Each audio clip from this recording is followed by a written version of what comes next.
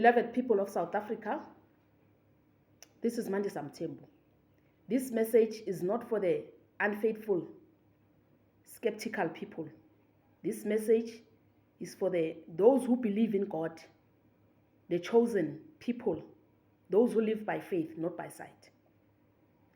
So Jesus Christ is the Lord and King in South Africa. He has triumphed over the evil principalities and powers that have been burdening our country. As I have explained in the previous message, that our country has been captured by satanic entities far older and wiser than all of us. What you see on the physical plane, the capture of our government institutions, the overwhelming presence of illegal immigrants in our communities, is the reality in the spiritual realm.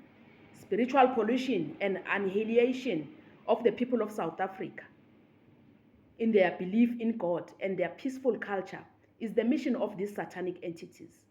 They have been changing faces with each generation, and anyone who serves in their system serves their agenda. Open border policies, lawlessness, control of your mind through fear, chaos, and despair, and stripping off your true identity in Christ and God.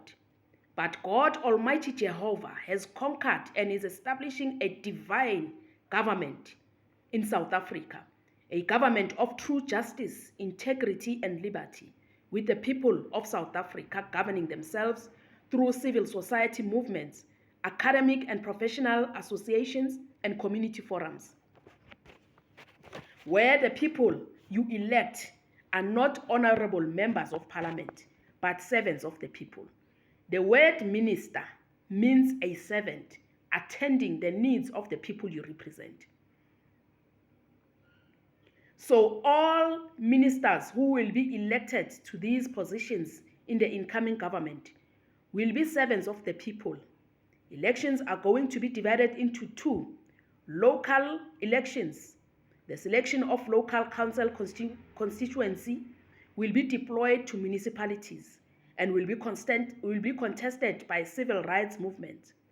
The national departments will be contested by professional and academic groups. This means you will become Minister of Finance by vote, merit, and qualifications. You will become Minister of Defense by rank and vote. You will become Minister of Education by qualification, experience, and vote. No one outside the field of education can be elected Minister of Education. So today, I'm continuing with the mandate of the departments I have mentioned in the previous video, the new formed departments of the Reform Government of South Africa. Number 1, Department of Youth, Well-being and Skills Transfer and Development.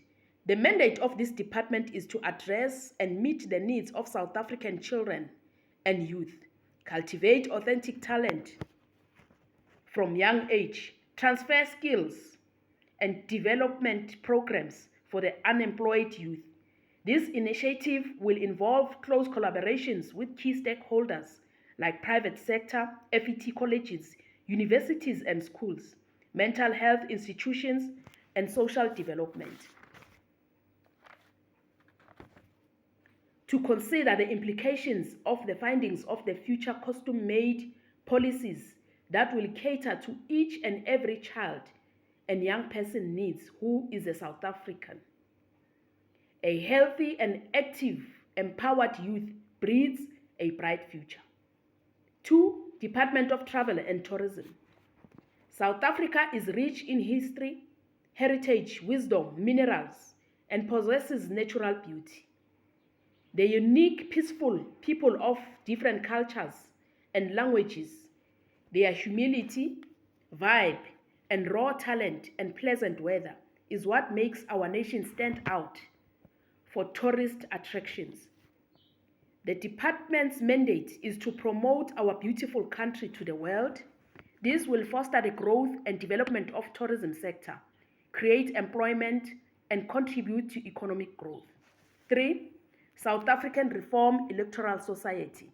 In line with the newly amended Act, Representation of the People Act 2025, which allows all people of South Africa, their opinions, their beliefs, their principles to be represented in the Parliament of South Africa through civil society movements.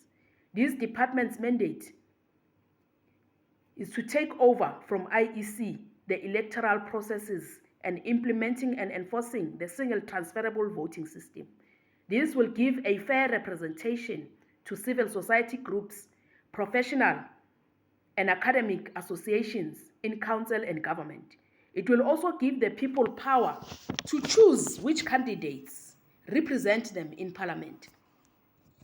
This department will work to ensure that voters are not robbed of their votes by ensuring transparent, fair, and impartial elections. For democracy fit for 21st century, where every voice is heard, every vote valued equally, and every South African citizen is empowered to take part in rebuilding our nation while setting aside politics. Number 4, Department of Export and Import Control. For South Africa to prosper economically, a new economic thinking is required to counter foreign exploitation. This department's mandate is to monitor, regulate, implement viable import and export policies to safeguard the nation. This will ensure compliance with conditions for permits and trade laws to support economic growth, development, and the sovereignty of South Africa. This department will fall under the presidency. I will continue with the departments in my next video. Thank you.